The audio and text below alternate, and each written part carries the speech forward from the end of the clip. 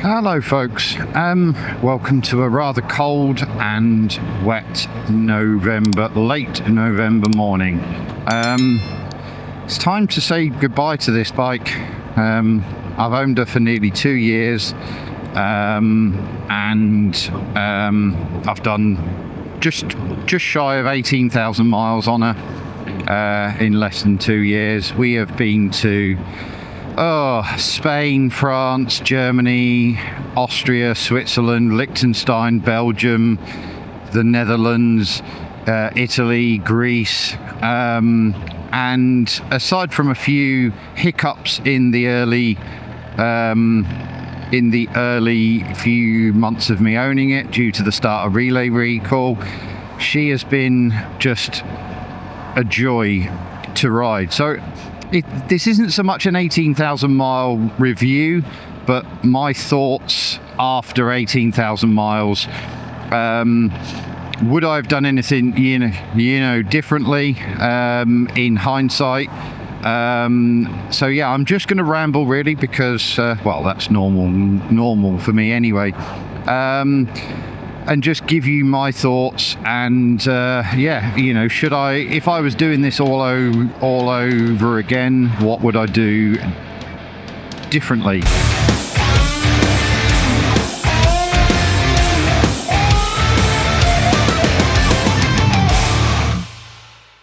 So let's look at the spec. So this is a late 2023, so I think it was one of the first bikes built.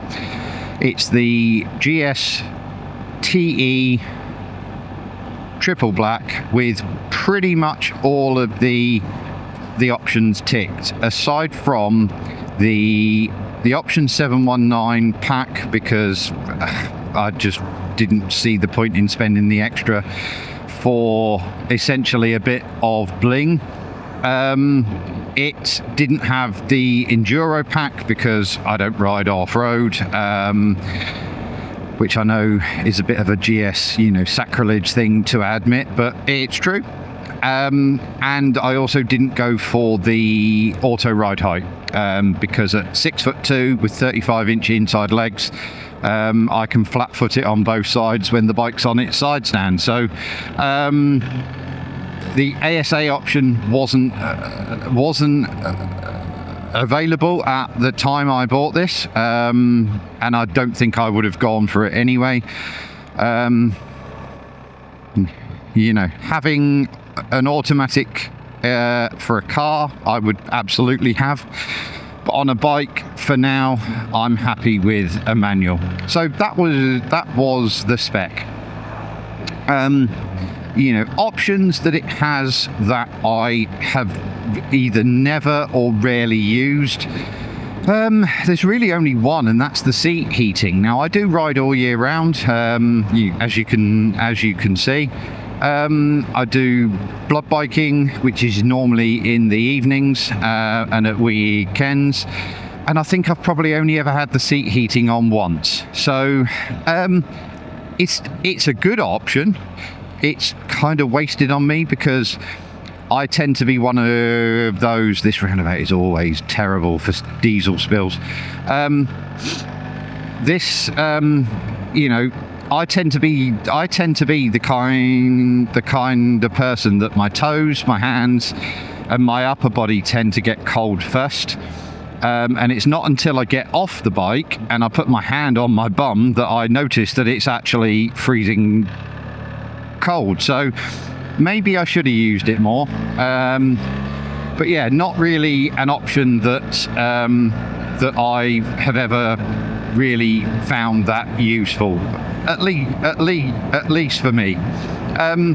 Those are the only options really that I have on this that I've thought, could I live without them? Yes.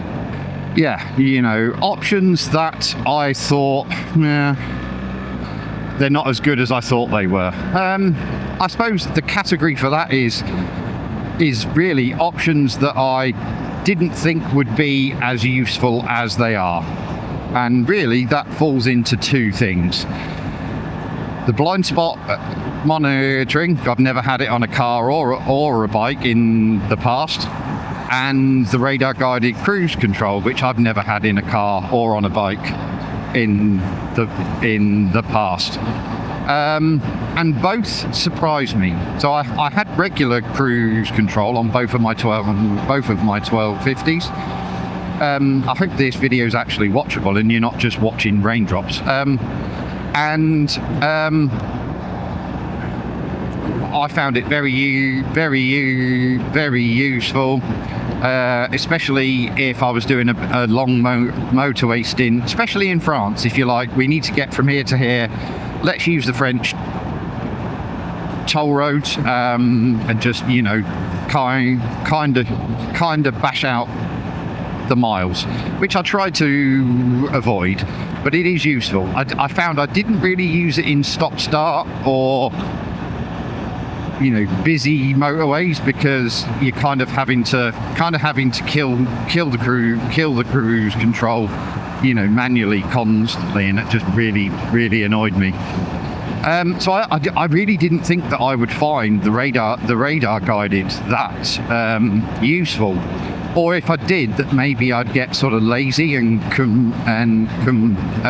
complacent. I like the radar guided cruise control, because I think when you're on this road is so bumpy. When you're on a road that isn't too busy, but there are cars in different lanes, and you know you're going to be speeding up and slowing down, I find it really useful, and I find that I use it more in those situations where I'm not really changing lanes much and I'm just riding. Because what I do find is, even with the overtake or the lane change, like reaction to the automatic cruise switched into comfort mode, I find that if you sort of, you know, do mirror signal maneuver, and you start to move before you've kind of prepared yourself for it to accelerate once you've changed lanes, it kind of jolts off a little bit. Worse in dynamic mode, but I don't know, it might just be me. I might just be being a bit of a cretin. But I do use it, but I wouldn't be using it right now and making lots of lane swaps and things like that. So I do find it useful.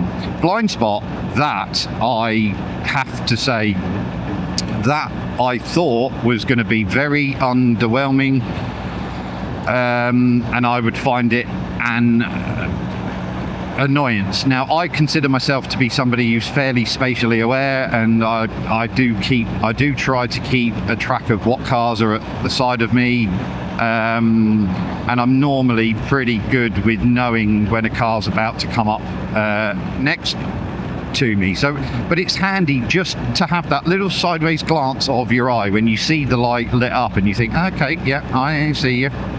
But the one time it saved me, and I fully acknowledge, I might have even mentioned this on my 5,000 mile review, but the one time it saved me, and it is absolutely, fully my fault, on the way back from a trip to Italy in last year. Me and my brother-in-law, we were riding back through Italy. We had some long days on the Italian autostrada to really bash out, because we both had to be home by a certain point. And we were doing sort of 300, 400, 500 mile days, and one day I don't think I'd slept well, I think because he was snoring all night, and I just got a little bit complacent, basically, and we were on the autostrada. I was in lane 2 of 4. There were a load of wagons in lane 1 behind a car. I went to overtake it. Now, I had previously glanced, and there wasn't really a lot in lanes 3 and 4, and if they were quite far back. And does this guy want to get off my arse? And anyway, so I was, you know, we were riding along, and I could have swore that I'd only just done my last shoulder check, and that it was clear. And as I indicated left to move out to lane 3, and move, the light in the mirror just started flashing like crazy. And I'm not going to lie, I nearly shit myself, because at the same time, all I heard over the intercom was, "Dude, car!" And I was like, and essentially an Italian in an Audi had basically pulled out of the services that we'd just gone past and basically put his boot down, and he'd gone into lane 1, 2, straight out to 3. And it was a pretty close move, regardless. Now, fully my fault, I accept that. I should have been more aware and checked. But in that moment, I was like, yeah, this is actually a better option than I thought. So, yeah, I like it, is essentially the outcome. And that day, we stopped, we had lunch, had a brew, readjusted my brain, and everything was fine after that. I mean, I think it happens to us all. We're only human after all. But obviously, my safety is absolutely paramount, because obviously I'm more vulnerable than other road users. The Headlight Pro, kind of underwhelmed, if I'm honest with you. Even with the additional headlights, the little spotlights, I personally don't think the headlight on this is as good as it was on either of my 1250s. Now, I've seen plenty of videos where people are riding at night and really praising this headlight. Now, maybe this light isn't the Pro after all, and it's because I was watching one of the Lone Riders videos the other night about the moto lights, because as you may or may not know, if you've seen my latest short or you follow me on Instagram, I'm now working with Lone Rider over the coming months, and we'll be fitting a load of their parts. And when Alex from Lone Rider was showing the difference between the standard GS headlight and the Lone Rider moto lights, I thought that headlight looks much brighter and clearer than mine. So I don't know, maybe I don't have the Pro, but it is definitely the LED light, and I thought it was the Pro. But either way, whatever it is I've got, I'm a little bit underwhelmed by it compared to the 1250. Aside from that, it's kind of business as usual, being the TE model, heated grips, the quick shifter with the auto blipper, the dynamic suspension. I would say the dynamic suspension, my initial reaction to that, and I think I mentioned it in my 5,000 mile video, is noticeably harsher than the 1250.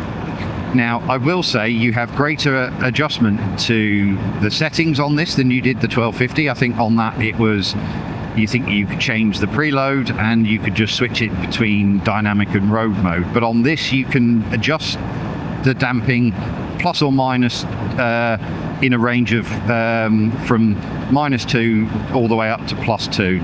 And I ended up riding it mostly in road mode on -2, so it kind of backed off the damping and kind of made it a bit squidgier. And that was okay. I still wasn't as crazy about it as I was on the 1250. Now, I believe there was a software update and a recalibration exercise for the suspension. I don't know whether it was just the rear or the front as well, but I think my bike has had that, and it did seem to improve it a little bit. But one thing that I have been riding with for the last couple of thousand miles that I have to credit my friend Alan. Alan, if you're watching, hello. Up in Scotland, he also has one of these, and when I was up there in September with him, he said to me, no, road mode +2. And in my uneducated head, I immediately thought, well, that's going to make it worse. And he said, Paul, trust me. So I did, and I think it is amazing. So yeah, if you have one of these and you don't like how harsh it is in the dynamic suspension mode, but you also find that that in road mode it is a little bit, wallowy, try road mode and +2. And you can thank me later. Well, you can thank my friend Alan. Yeah, so that's really all I have to say about the options and kind of factory fitted things. I never really used the original, pannier rails with the electrical hookup. I did very, very seriously consider the BMW Vario panniers, but with all the issues that they had with the locking mechanisms and the supply chain issues, I just couldn't wait, because I got this in December of 23 and I took it to Greece in May of 24, and the availability was still just not there. Would I have liked them if I had bought them? I don't know. The electrical hookup side of it, yeah, convenient, but it's not really that hard to stick a key in a lock and turn it either. Getting a bit steamed up now. So yeah, I think if money were no object, I think I would probably, if I had a massive garage and money was no object, I honestly think I would have a 1250 GSA purely set up for two up touring, with my other half, and then this that would be a more slimmed down, no pannier racks, no, probably not even a top box, and I'd go for a more sleek look, which kind of brings me on to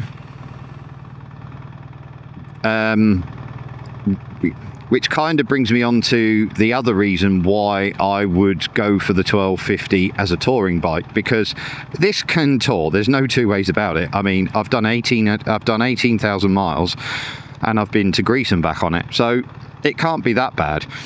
But I'm going to say something which is not going to come as much of a shock, because I think most YouTube reviews call out the same thing: the standard rider's seat. Oh my god, it's awful. It's fine is about all it is, but I have never experienced soreness over in the sort of period of time as I do on this. And it's the same story for my other half. She would say, not me, she would say that she has, and I quote, a big butt. So she says that she has enough padding to be comfortable. But even she, at the end of our trip in August, turned around and said, before we go away next year, you are changing that seat. Like, there was no ifs, ands, and that's a shame, because obviously on the 12, I've realised I've been saying obviously a lot recently, apologies, but I realised that on the 1200 and the 1250, the seats were, I'm pretty certain, exactly the same, and they were interchangeable, because the rear subframe on the 1250 and the 1200 was the same, whether it was the standard bike or the Adventure.